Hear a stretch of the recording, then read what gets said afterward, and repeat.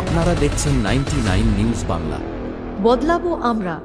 বরাকরের ঐতিহাসিক গৌরাঙ্গ মন্দিরে ADDA fund থেকে 20 লক্ষ টাকা ব্যয় করে করা হবে শৌচালয়। কুলটি বিধানসভা অন্তর্গত বরাকরের বহু প্রসিদ্ধ এবং ঐতিহাসিক গৌরাঙ্গ মন্দির সংলগ্নে করা হবে 2টি শৌচালয়।